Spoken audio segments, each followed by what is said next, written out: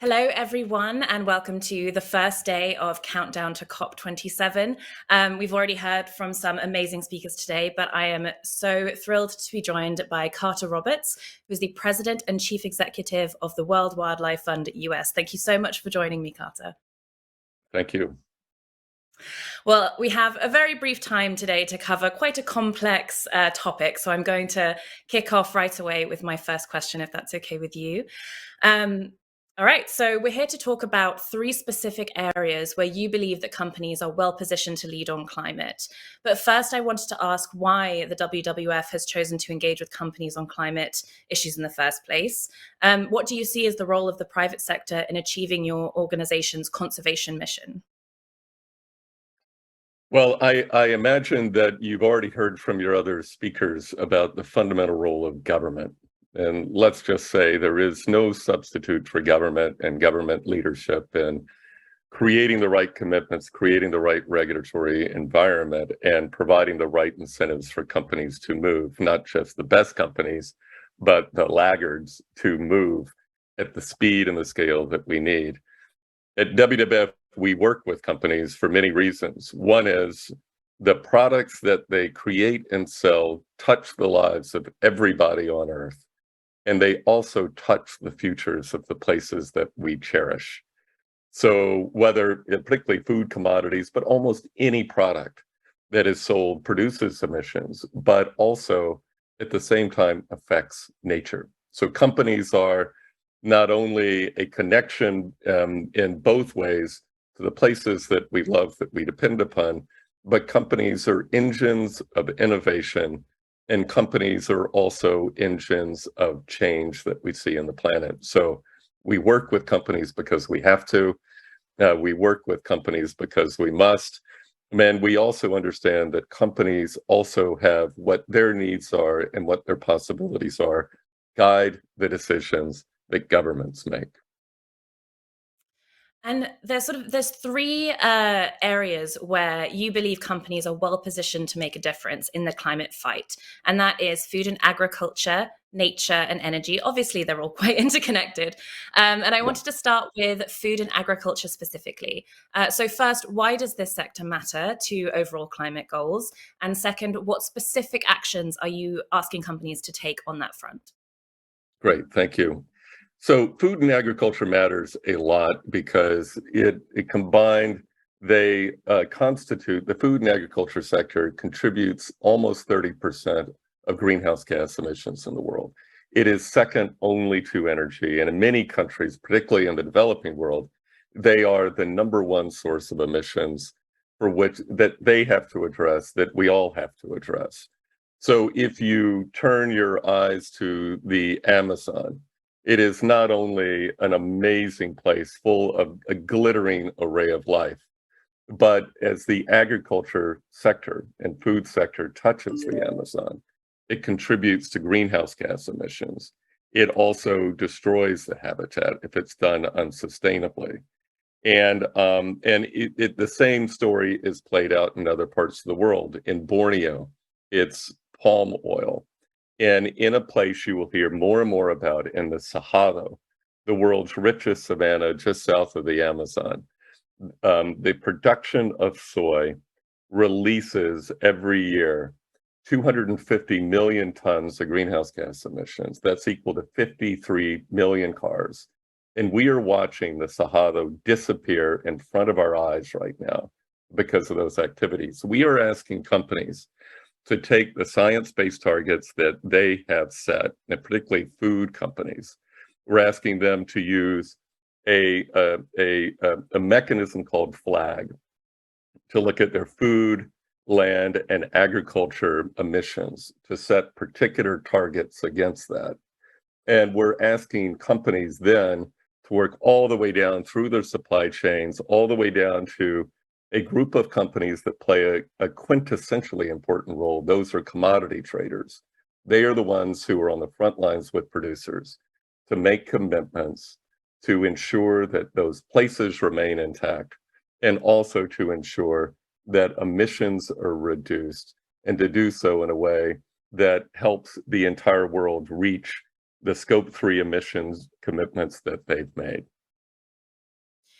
And I think that's such a perfect segue into my next question, which is sort of specifically about nature. I mean, obviously, food, agriculture, land, it's all deeply connected to nature. And so that is the second area that your organization is pushing for change. And obviously, a lot of the things you just said, completely connected. So, what do you mean when you say that companies need to take more actions to nature with an eye toward achieving climate goals? I've worked in this field for 30 years. I've attended many COPs. I can tell you that if you think that we can save the planet simply by addressing climate change, you would miss the other half of the equation, which is the loss of nature. Those two issues are intertwined like strands of a helix. You cannot solve climate change without saving nature. You cannot save nature without solving climate change. And what we have learned over time is that these places, like the Amazon, generate a hydrological cycle that brings water to the second biggest breadbasket in the world. If you break the back of that cycle by cutting down too many trees, then you put the entire economy of Brazil and the world at risk. That is repeated over and over in ecosystems around the world, whether it's the Mekong, the coral reefs of the Pacific. Nature matters a lot to humanity. It matters a lot to the stability of the planet. And we are working with companies like Hewlett Packard, like Walmart, to drive initiatives that keep nature intact, that restore nature for all those reasons, to reduce greenhouse gas emissions, but also to keep the fabric of the planet intact because it's our home. And if you attended Glasgow, you saw nature have a profile that's much higher than it's ever been in these COPs. You will see it in Egypt. You will see it in the commitment of companies. And companies are a magnificent engine for keeping nature intact through the commitments they make, through connecting their operations down to the places where their goods and services come from. And I am seeing more and more momentum on that front.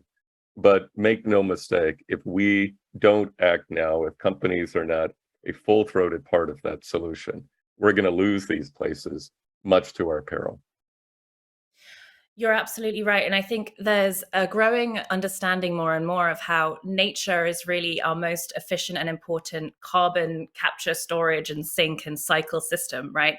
And I think companies are really waking up to that, using things like nature-based climate solutions, for instance, which is really encouraging. And considering the ocean, which I think has been kind of an ecosystem that has been ignored slightly. But seeing at COP, they had a whole day for the ocean, and that's becoming more integrated in these high-level forums. So you're absolutely right. And finally, I wanted to go on to my final question. So on that third area that that the WWF is pushing for companies to act is, of course, in the energy sector. Does that come down to asking companies to adopt renewable energy at their facilities? So what is the actual vision around energy? Well, I think first and foremost, we're asking companies to make commitments that are consistent with the Paris Agreement. And you've seen that with science-based targets, net zero commitments. WWF created the science-based targets program with WRI and others. And there are thousands of companies that have committed to that. And those commitments matter, but what matters even more is to act on those commitments, to report on those commitments.